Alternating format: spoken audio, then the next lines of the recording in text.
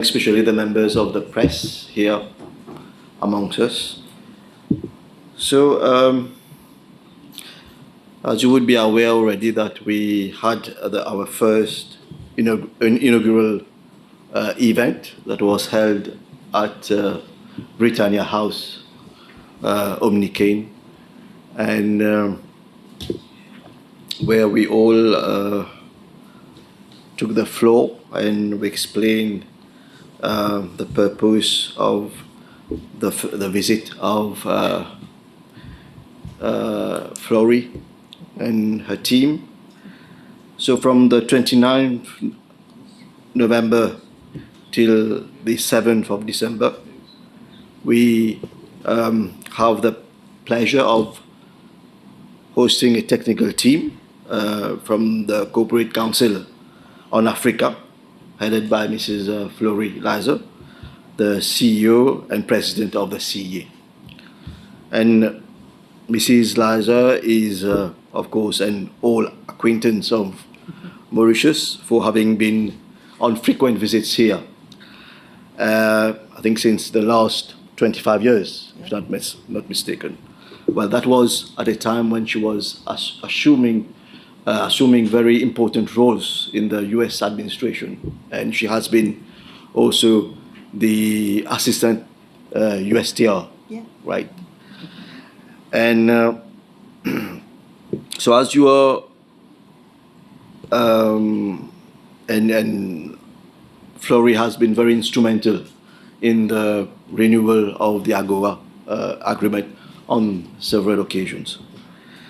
So as you are aware, the 18th US Africa Business Summit will be held in Mauritius, and we have come to terms and agreed on a date, 4 dates. It will be from the 26th to 29th of July 2026, next year. This visit of the CCA team to Mauritius has been scheduled in the context of finalizing the details with respect to the hosting of the next year's summit. So this is the reason why the advance team is here.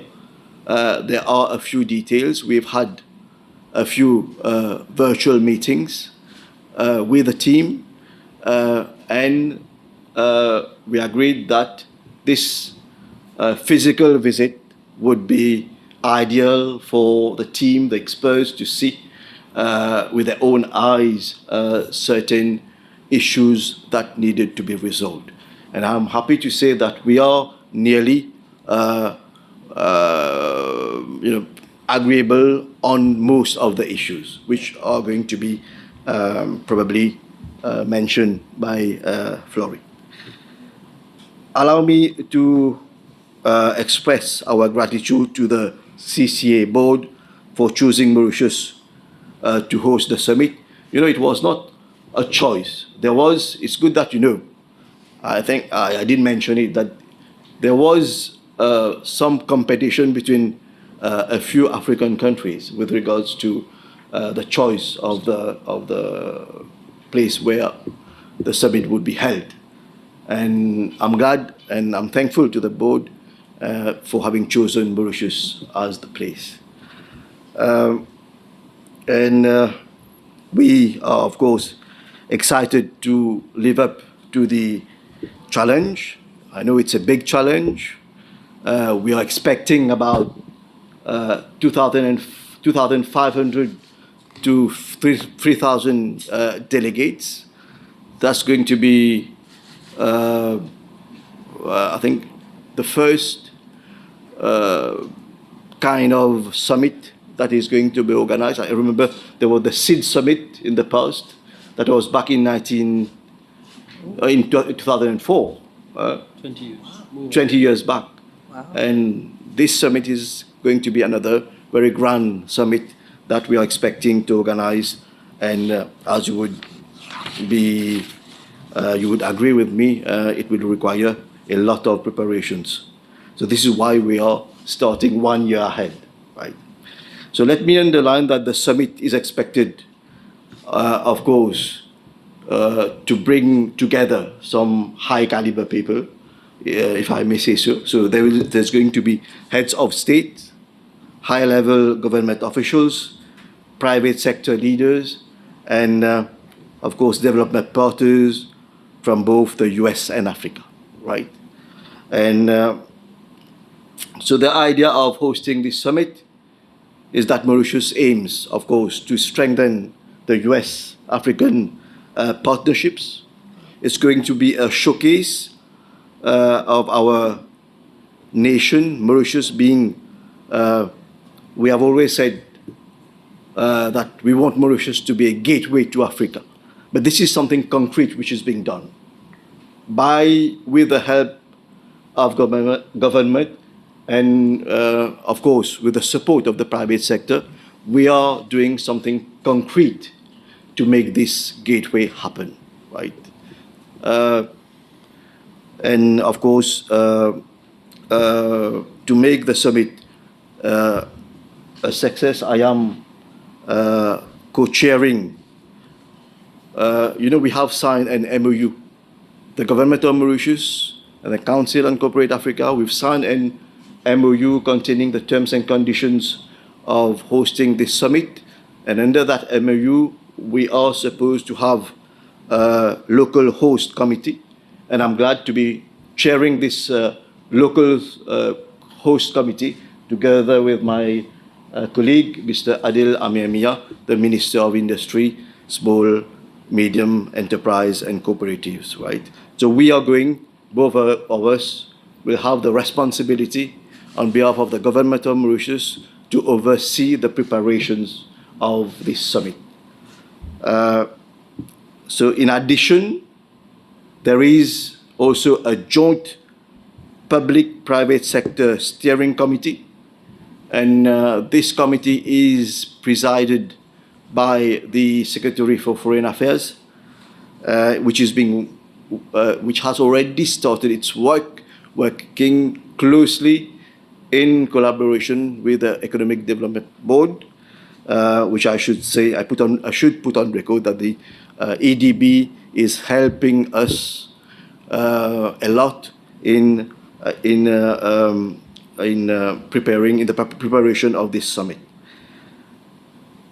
So Mauritius, which is with its strategic position, of course, at the crossroads of Asia, Europe, and Africa, and robust public and private partnerships, bilingualism, skilled workforce, modern infrastructure, and sound regulatory framework, offers one of the most attractive and enabling business environment in the sub-Saharan Africa. Mauritius and the CCA would be working closely on all aspects of the summit program, as well as the themes. We are yet to finalize the themes, and these are going to be very important because the themes, the interest that we're expecting from the delegates would depend a lot on the themes, right? So this is one aspect which has to be worked carefully between government and the CCA so that we can, attract the maximum of delegates here. So the theme is under preparation. And of course, the themes will take into consideration the priorities of Africa in general, of course, Mauritius, the businessmen of, the private sectors, of course, here in Mauritius, and also the needs of the American businessmen, right? And moreover, as we look at the future, the US-Africa partnerships is important. We are talking about digital trade, which also must be at the heart of our agenda, right? This is basically what we we have been talking about and what I wanted to share with the press. And I hope that from here now till the start of the summit, we will have some good news about the renewal of the AGOA Treaty and also the proposition that we made for a bilateral trade agreement with the US. So thank you very much. Thank you. Thank you. So now Minister. I will invite my colleague, the Minister of Industries and SME, to take the floor. Thank you. Ladies and gentlemen of the press, distinguished guests, Ms. Floridizer, Mr. Bull, Your Excellency Ambassador Jardine, good evening. Let me begin by thanking my colleague, Minister Ramphal, for his address and for the strong strategic framing he has provided. My intervention today will focus on the next steps ahead and on what this movement represents for Mauritius and for Africa. This journey didn't start today. It began earlier this year at the US-Africa Business Summit held in Luanda, Angola, where I had the privilege of leading the Mauritian delegation. Myself and the SFA, Mr. Bissindoyal, was there in Luanda. And it was in Luanda that we signaled our intent, our intention to host the next summit. And it is from this moment that the commitment that all of our subsequent work has flowed. And we are witnessing today is a continuation of that strategic momentum. Over the past days, Ms. Liza and her technical team have conducted an intensive working mission in Mauritius. I am pleased to report that their program unfolded smoothly and fully according to plan. Site visits, site assessment, operational meetings, engagement with stakeholders, government, private sector, and the industry, as well as to propose conference and accommodation facilities, and all these have been, I can say, more or less been completed. We also appreciate the positive feedback that we have had regarding the venues and the overall amenities. This gives us confidence that Mauritius is prepared to deliver a world-class summit. The 2026 summit is more than a meeting. It is a strategic platform to reposition both Mauritius and Africa in the evolving global economic landscape. For Mauritius, the summit is an opportunity to demonstrate our industrial transformation agenda, our strong governance and regulatory frameworks, and our status as a reliable, connected, and investment-friendly nation. We want every delegate from CEOs to policymakers to see Mauritius not only as a host country, but as a partner in shaping the future of industry and sustainable development. For Africa, this summit comes at a moment when the continent is moving from the narrative of potential to the reality of capability. African economies are becoming hubs of manufacturing, technology, agri-processing, processing, and renewable innovation. The world is paying attention, and rightly so. Mauritius is honored to help project this continental ambition onto the global stage. This week's mission by the CCA team has allowed us to align expectation, identify key priorities, and confirm the strong working relationships needed to deliver an exceptional summit in 2026.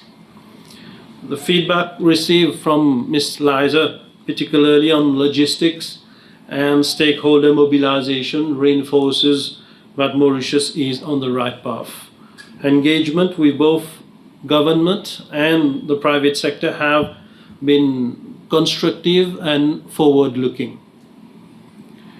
Mauritius intends to host that summit, which will bring meaningful US-Africa partnerships, showcases African innovation and entrepreneurship, and strengthens the economic bridge between our countries.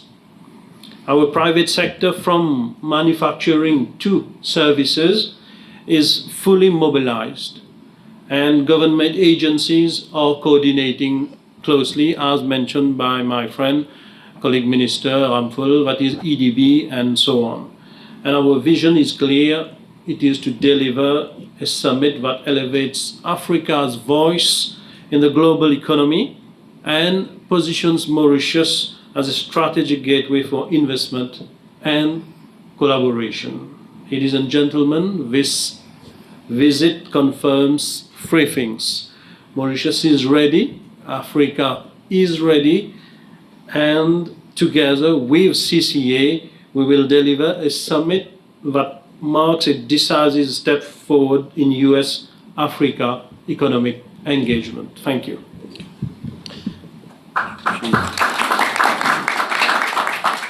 She's Mrs. She's only married, unfortunately. Prepared by the Corporate Council on Africa on the forthcoming US-Africa Business Summit.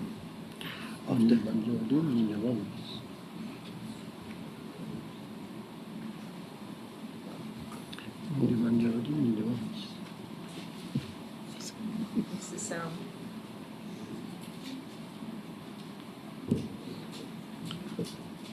Le déroulé, pas le déroulé. Le déroulé. Qu'est-ce que c'est pas ce clip-là? Ça m'a rien.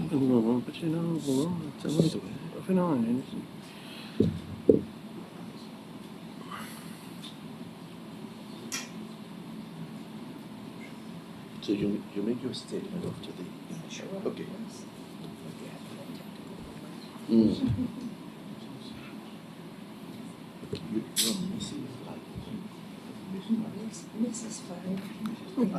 I'm telling him that unfortunately you're already married. Yeah, that's right. I'm divorced now. But Oh, okay. No, she's I'm okay. sick. You know, I have an information, you know.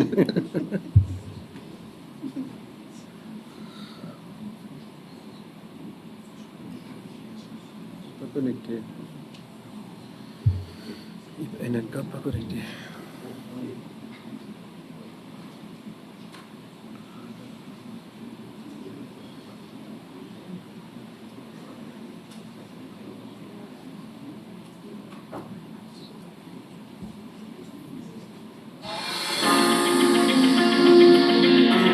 See the logo? In 2026, US and African government and private sector leaders will meet in Mauritius for the 18th US-Africa Business Summit. Mauritius, a nation built on stability, innovation, and partnership, represents the best of what Africa has to offer to its global partners. The next chapter of US-Africa trade, investment, and business begins right here. The 2025 summit in Angola delivered over $4 billion in new deals. A $1.5 billion transmission line between Angola and the DRC, a $170 million digital infrastructure partnership, a $760 million hydropower project powering Rwanda and the DRC, energy, agribusiness, digital transformation, finance, health. There is tangible impact in the US-Africa trade, investment, and commercial relationship. As we accelerate the implementation of the AfCFTA, which has now been ratified by 49 members of the African Union, and trading is commencing within this regime, the objective for the African continent is to deepen continental integration, ensuring continuity and predictability of trade, particularly trade between the United States and African countries. Join African heads of state, ministers, key US government officials and CEOs and senior executives of US and African companies as they shape the path forward for US-Africa economic and commercial ties. There's almost 1,000 business people here today, but all of our official travel in Africa, we will be carrying business leaders with us everywhere we go because this is a priority. Next, I don't have to convince the people in this room. You're already here, but we've got 300,000 business-ready American businesses who aren't doing business in Africa. That's my job. We have to find them, we have to make sure they understand what's available here and bring them to the market as well. Our collective efforts are shaping a future where Africa and the United States thrive together. I encourage all of us to approach this summit with a spirit of collaboration. Let's think beyond just business deals and transactions, but towards long-term transformation. Mauritius is a nation built for partnership, a hub for innovation, a gateway for investment, and the home of the 2026 US-Africa Business Summit. Save the date, July 26th through the 29th, 2026, for the 18th US-Africa Business Summit, the premier event bringing together all who are striving to enhance trade, investment, and business partnerships between the United States and the nations of Africa.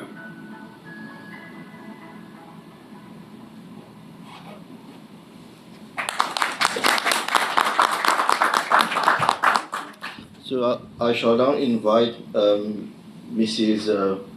Azza to say a few words to the audience. Thank you.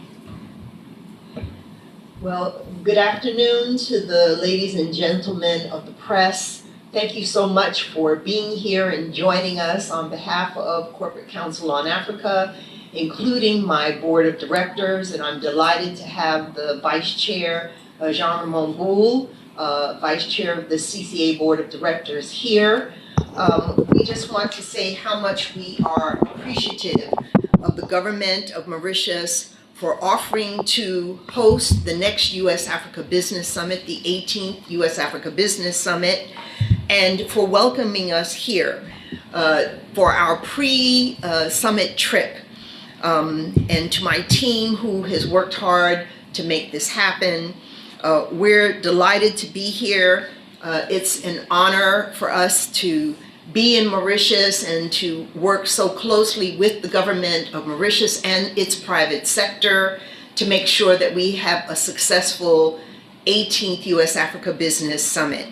I had the privilege and honor of meeting earlier today with His Excellency, the Prime Minister of the Republic of Mauritius, the Honorable Dr. Ramgoolam, and we remembered together first having met here in Mauritius. I think it was the first time I met him was in 2011. So we were reminiscing about that.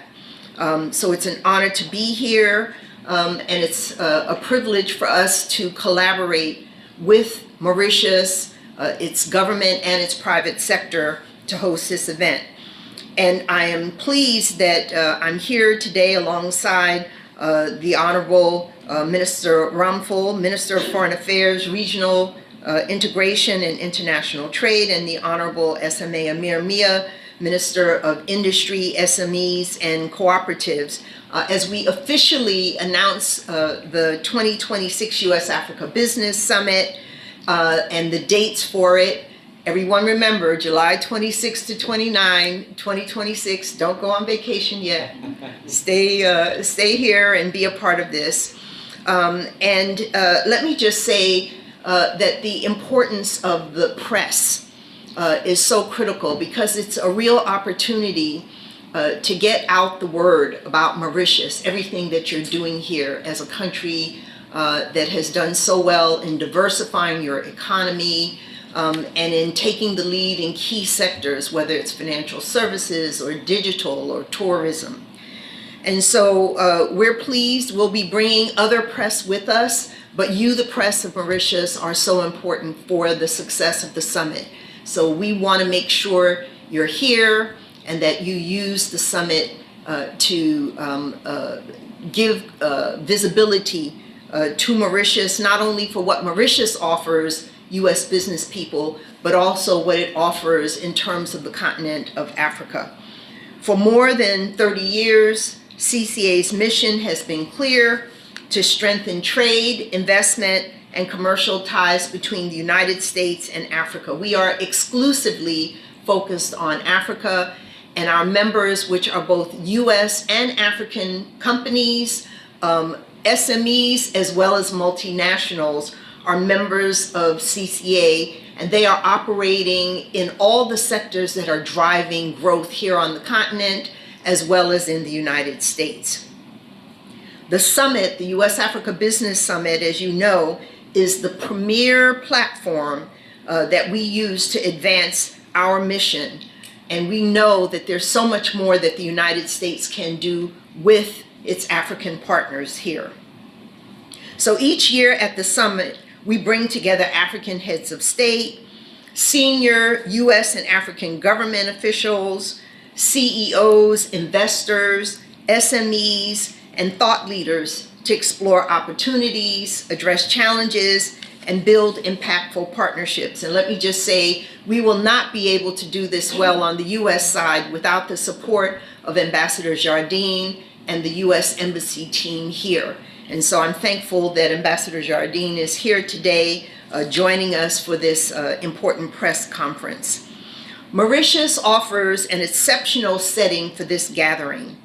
With its strong institutions, strategic location, and longstanding commitment to openness and collaboration, Mauritius exemplifies the kind of environment that enables business to thrive and partnerships to grow between the United States and the nations of Africa. We are delighted to work with the government of Mauritius to host public and private sector leaders from across Africa and the United States for productive dialogue, new opportunities, and transformative connections. Over the coming months, our teams will continue to work closely together to ensure that the 2026 summit reflects the ambition, vision, and energy that the moment calls for. We look forward to showcasing Mauritius to the world, and certainly to the United States, and to advancing the shared goal of deepening trade and investment ties and business ties that benefit both the United States and Africa. Thank you once again to our distinguished ministers, to the ambassadors that are here, and thank you to the Mauritian press for being here today. We look forward to returning in 2026 in July for what promises to be an outstanding summit. Thank you so much. I'll invite Mr. Jean-Raymond Bull, Vice Chairman of the Board of the Corporate Council on Africa, to address the audience. Thank you, Honourable Minister Ramphal, Honourable Minister Mia, Ambassador Jardine, Flory. I think you've all Pass on the mic. You've all covered it very well. Just wanted to say that I'm the Vice Chairman of the Board of Corporate Council on Africa. I'm also lucky enough to have been born here in Mauritius. While the competition was fierce from other countries, I declared my conflict of interest and promptly voted for Mauritius. So your Prime Minister Ramgoolam, we call him the father of AGOA. And why is that? It's because AGOA actually started here in Mauritius. And the idea came from here. And the Prime Minister actually came to Washington a number of times to lobby various senators, congressmen, to get it passed. And I worked with him in a small way in it, and we managed to get it passed very quickly, and it made a huge difference to Africa, to exports from Africa to the US. So he well deserves his moniker of being the father of AGOA. I think that he's done more for Africa than most people in the world. He also had the foresight when we told him we were having the meeting in Angola, which was hugely successful and really put Angola back on the map after the previous difficulties. He was immediately sent a number of ambassadors who are here today to come and talk to us, and so we were, and some private business people as well. Jacques Duniaville in particular, and Ambassador Roy yourself, and so we started talking about Mauritius perhaps hosting this summit, and then went back to Washington, and the Prime Minister and his ambassadors and the Foreign Minister and Ambassador Mia, who was also in Angola, kept pushing, and so finally Flory realized that you meant business. So the message was that we needed a letter from the Prime Minister in order for us to take the offer seriously, and that letter came the same day. So the speed with which your administration acted made a huge difference. I believe that in the past we've always said that Mauritius is a key to the Indian Ocean, but it's become the commercial key to Africa. Mm-hmm. And we don't talk about it much, but it's happened in the space of the last 20 years. You have a lot of mining companies. My group is in mining, medtech and biotech with a diversified group in the US, Europe and Africa. But you have a lot of mining companies that all their back office is done here. Mm-hmm. A lot of deals that have been done. The last company I sold, it was a discovery of titanium in Toliara, Madagascar. We actually signed all the papers here, mm-hmm. and the funds went through Mauritius. So a lot of mining companies are using Mauritius, a lot of oil companies. So Mauritius has become that, has become the key to Africa. And I also believe that we understand, we as Mauritians really understand Africa very, very well. Mm-hmm. As you go through Africa, you see a lot of Mauritians in positions of CEOs, chairmen of various businesses. It's really quite impressive. And of course, the Mauritians are also able to work not only in the former English territories, but also in the French territories. Mm-hmm. So you see them there as well. So this is extremely important, and with the foresight of a Prime Minister, we are going to be bringing here some of the most important members of the US administration.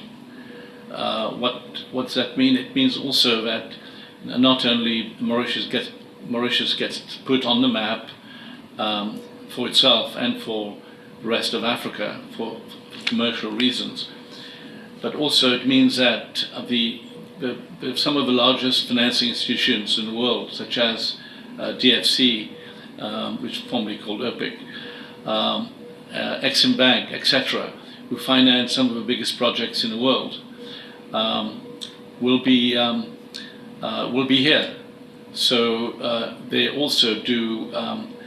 If you're investing in Africa, they'll take a lot of the stress out of it by being able to actually get guarantees and to ensure to get political insurance for your investment in Africa, which is crucial.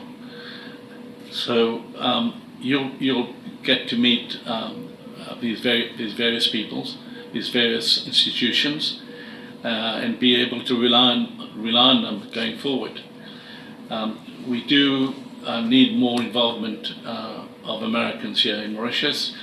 Ambassador Jardine has done a really great job here in Mauritius, pushing for exactly that. And we're very lucky to have him in this country. I mean, I don't really need to tell you too much, except that if you drive from here you'll see a very, very big building being built. It's not by accident that they're spending 200 million just for an embassy. They mean business. And in addition, and perhaps this is not so politically correct, but we do have to look forward to the Chagos, where we have a relationship of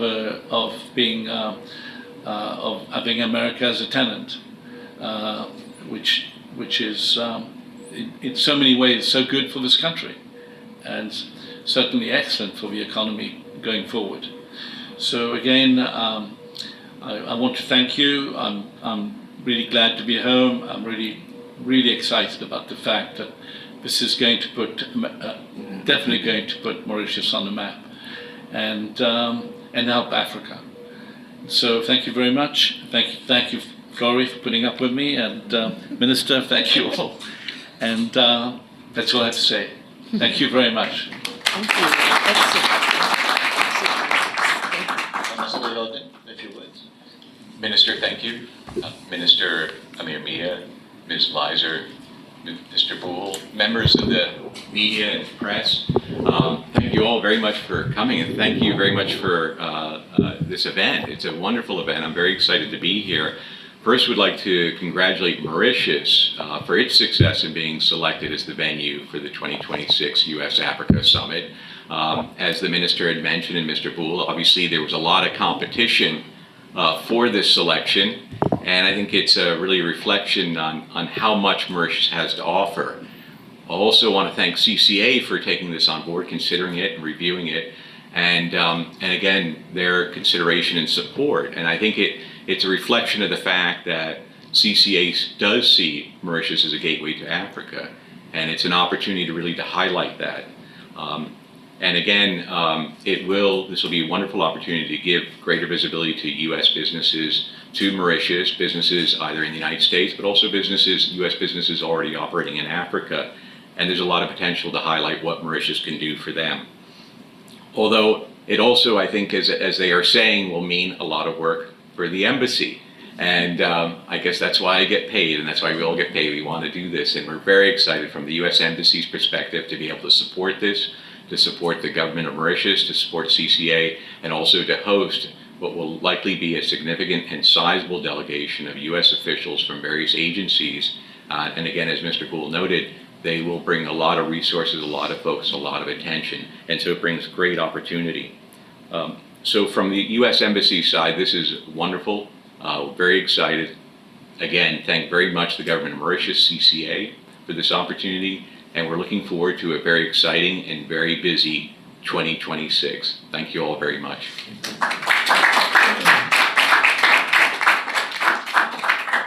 So we have 15 minutes for question time. So any question, most invited to questions. Yes, thank you, Mr. So I have two questions for CCA. So one is for Ms. Flori-Weiser. So this is obviously the 18th edition of the event. So could you tell us a bit more about what are some of the issues facing your members in Africa, and how do you see those being resolved on conference floor? And for Jean Paul, you've been widely credited by the minister here as the man that's brought this event to Mauritius. So what would success look like to you? Thank you very much. So thank you for that question. You know, I think one of the things that CCA has done and continues to do is to shine the spotlight on Africa and what the opportunities are here. And people think about risk. Sometimes, in our view, the perception of risk in Africa is overblown. You know, there's risk in all emerging economies, but Africa offers so much. And there are tools to mitigate risk. This is what organizations like DFC does, and so many others, and some of our members who are in the banking sector. They do that, and the trade bank, the banks that are in trade finance here also do that. So again, we want to make sure that people understand, especially American companies and businesses and institutional investors and private equity firms and so many others who will participate in the summit, that this is a good place to invest. Mauritius is a good place to invest, and Africa is a good place to invest. You're going to get high rates of return on your investment, and in fact, the risk is really not that great, especially when you look at all the sectors that are available and are driving growth here. So, you know, we think that Mauritius will serve as an excellent example of that, and that the summit will be a great opportunity to highlight that. Thank you, Flori. Well, success looks like 3,000 people attending a conference, 15 delegations, perhaps 6, 8 heads of state, many ministers, and lots of contracts signed, not just between America and Mauritius, but also between various African countries. We're starting to get more and more intra-Africa trade. So this will also be conducive to having more trade between Mauritius and Africa, and between African countries. That looks like success, and then we will have President Trump's top people here, and that does put Mauritius on the map, and it really brings us closer to America, and we need more American involvement here. We'd love to see a lot more tourists here. We'd love to see more big American banks here. So that's what success looks like in my book, speaking as a Mauritian. I'm Roland Fouché from Dossier newspaper.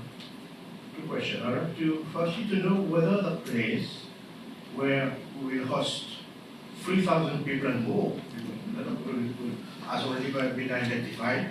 Is it Swami Vivekananda?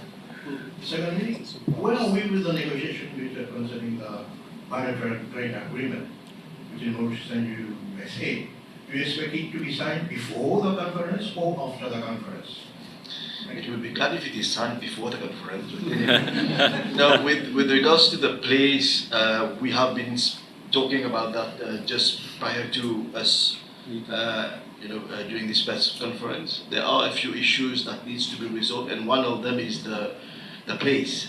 So there is a team, the team from the CCA and some locals who have been visiting a few places in the East Coast and in the North as well, because you have to bear in mind that July is a winter season. So we are trying to identify a place where we will not be, disrupted by the cold climate and the wind and all. So and also we are trying to identify a place where which is going to be quite close to the hotels, right? Because transportation is another element that has to be taken into consideration as well, and the availability of hotels. So we are thinking about, there are two places that have been identified. One in the north, near Montchoisy Gulf Coast, and the other one in the east, Anarita. So anyway, the team is going to work on the details, and then they'll come up with the final choice. That's one thing. And you mentioned about the bilateral free trade agreement. I don't know if you've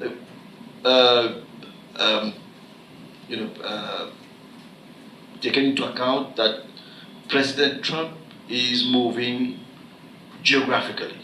He has been in the Asian countries where he has signed bilateral agreements.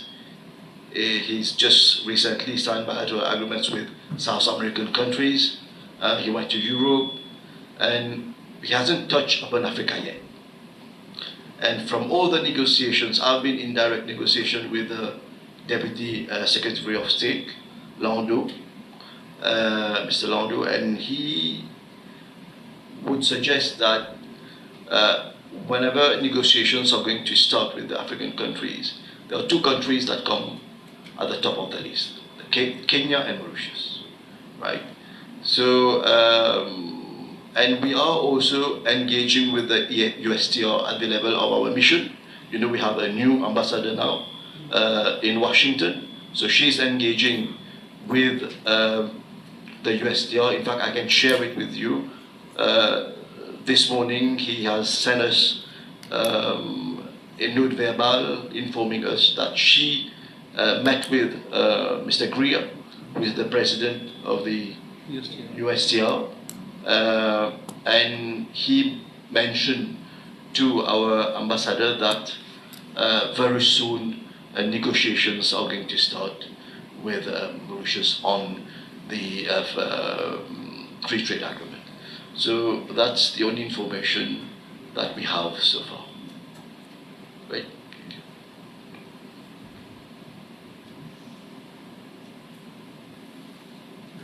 Any better question? Maybe you can Yes. say word on AGOA.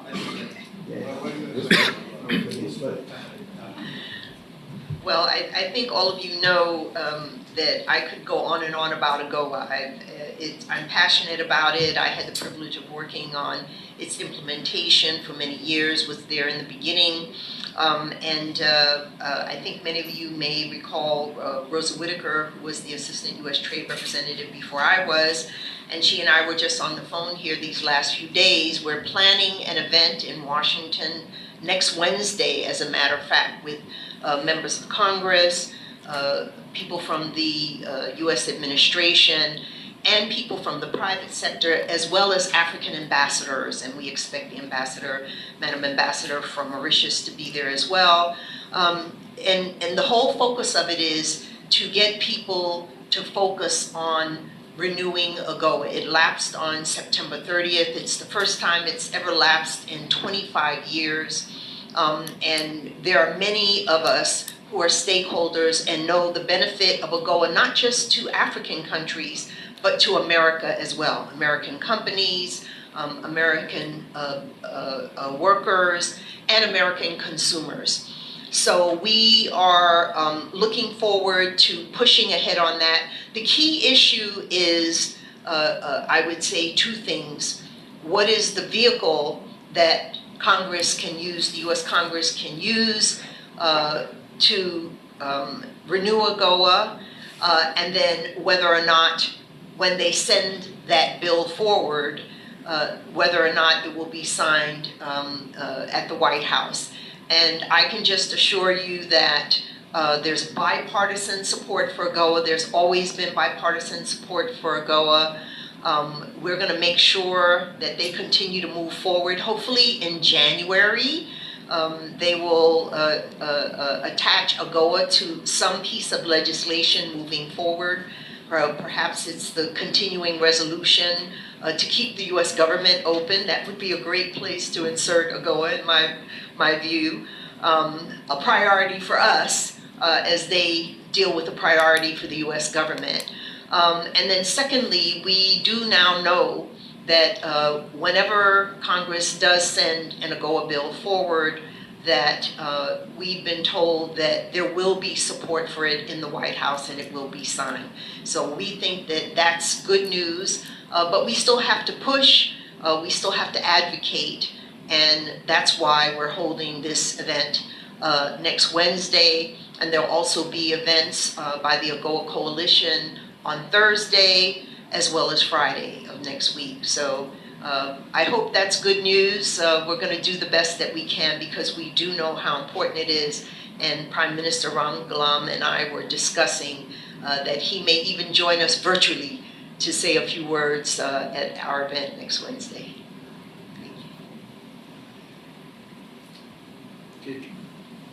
Thank you. Thank you very much for coming. I'm being told that there are some refreshments that are being given at the ground floor. Alcoholic, non-alcoholic? Non-alcoholic. At least on camera.